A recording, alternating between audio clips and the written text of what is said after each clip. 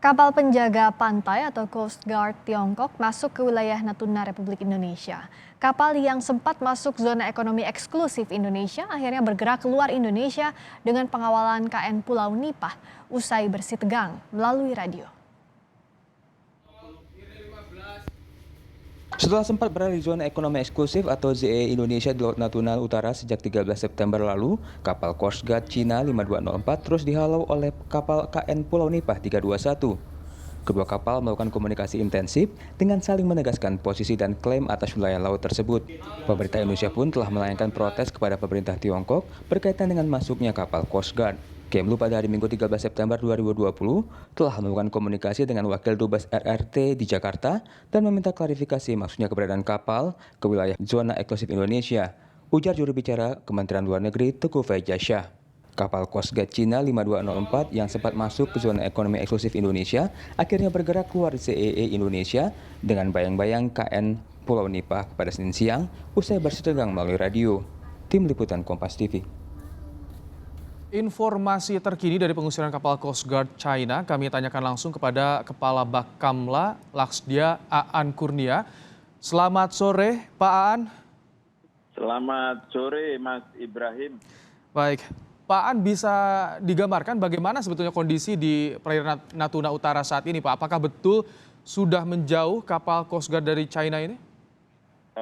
Betul Mas Ibrahim, jadi kejadian ini tanggal 12 hari Sabtu, kurang lebih jam 10 kita mendeteksi ada kapal Coast Guard Cina yang masuk ke ZEE Indonesia. Nah, kemudian saya memerintahkan kapal KN Nipah yang sedang melaksanakan operasi cegah tangkal 2020 untuk mendekat. Setelah kita intercept, kemudian kita dekati betul itu ada kapal Coast Guard Cina dengan nomor lambung 5204. Kemudian komunikasi terjalin dan Cina mengatakan bahwa mereka sedang patroli di wilayah Nine Days Line atau di yurisdiksi mereka dan meminta KN Nipah yang meninggalkan atau keluar dari wilayah ZEE. Nah, tapi dibalas oleh perwira KN Nipah bahwa ini ZEE Indonesia. Oleh sebab itu, maka terjadilah di sini debat saling mengklaim gitu. Kita hanya melalui radio. Dan ini terus berlangsung, tapi terus kita bayangi dengan kapal Nipah ini sampai hari Senin pagi.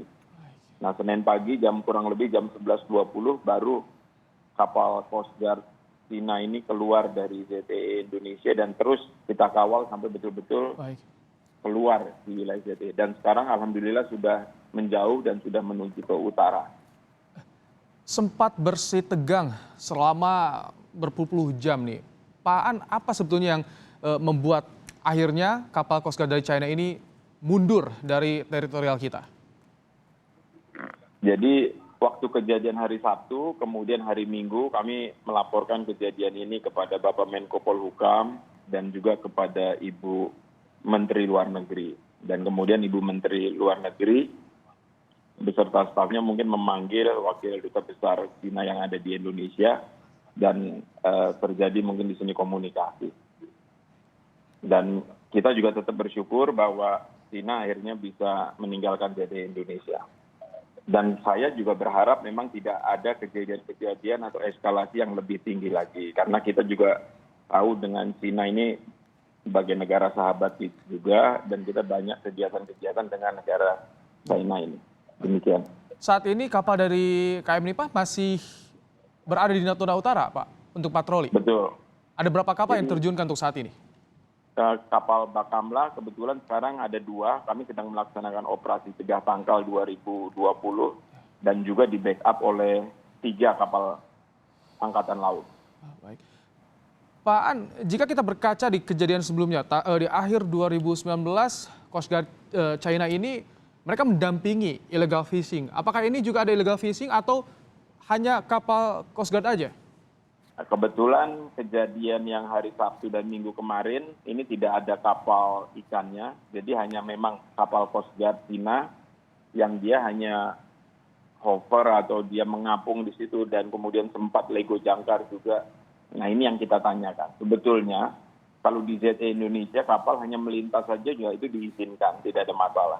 Tapi yang tidak boleh, dia mengapung atau melaksanakan kegiatan yang mencurigakan. Lego jangkar juga tidak diizinkan. Kejadian kapal dari China, kapal Coast Guard China memasuki teritorial kita berulang. Bagaimana upaya ke depan untuk mengantisipasi hal ini, Pak Aan? Nah, upaya ke depan memang saya sudah membuat konsep strategi bahwa ke depan ini sebetulnya tidak bisa dihadapi oleh Bakamla saja atau dengan Angkatan Laut saja atau dengan KKP saja, tapi harus beberapa kementerian lembaga di sini juga harus hadir. Paling tidak di sini untuk menjaga kepentingan Indonesia di Laut Natuna Utara, yang pertama kita harus present at sea atau hadirnya simbol-simbol negara di laut. Dan kita melaksanakan grey operation ya di sini. Karena dalam situasi seperti ini nanti yang dikedepankan adalah kapal-kapal Bakamla atau Coast Guard, baru di backup dengan kapal-kapal Angkatan Laut. Yang kedua, kita harus bisa melaksanakan explore the sea atau melakukan kegiatan ekonomi. Yaitu kita juga harus mendorong nelayan-nelayan kita hadir di sana. Bukan hanya nelayan, tapi juga mungkin dimanfaatkan untuk riset, untuk menunjukkan pemanfaatan wilayah. Karena sumber daya alam yang ada di Laut Natuna Utara ini luar biasa dan belum maksimal yang kita bisa manfaatkan di sini. Dan yang ketiga, untuk jangka panjangnya kita harus membuat trust built by sea, yaitu melakukan diplomasi dan komunikasi strategi dengan leading sektor terkait. Dan harapan kita di Laut Natuna Utara dan Laut Cina Selatan ini bukan dan tidak menjadi mandala konflik. Nah, ini diperlukan strategi diplomasi yang efektif. Ini mungkin teman-teman dari Kementerian Luar Negeri untuk mengajak negara-negara tetangga atau yang terkait di sini untuk sama-sama membuat damai, membuat aman di Laut Natuna Utara atau Laut Cina Selatan ini. Demikian mungkin yang bisa saya jelaskan. Pak Aan, kalau selama ini bagaimana frekuensi patroli di Laut Natuna Utara? Seberapa intens di sana dilakukan? Kita setiap hari hadir di sana, Mas. Jadi unsur-unsur Bakamla, kemudian unsur-unsur TNI Angkatan Laut, kemudian juga unsur-unsur dari KKP. Nah, kita selalu berkoordinasi di lapangan, jadi bergantian di sini dan kami juga punya peralatan sistem surveillance yang bisa mendeteksi kalau memang ada kapal-kapal yang kita curigai masuk ke ZEE Indonesia. Baru nanti kita dekati, kita bayangi dan tentunya kita dalami. Baik. Selama dia melintas saja ya kita izinkan di Tentu ZEE tadi juga harapan Anda, Pak Aan, bagaimana ada eksistensi dari nelayan di Natuna Utara untuk menunjukkan kedaulatan kita di Natuna Utara. Terima kasih Laksamana Madiaan Kurnia, Kepala Bakamla Republik Indonesia, telah bergabung bersama kami di Kompas Petang.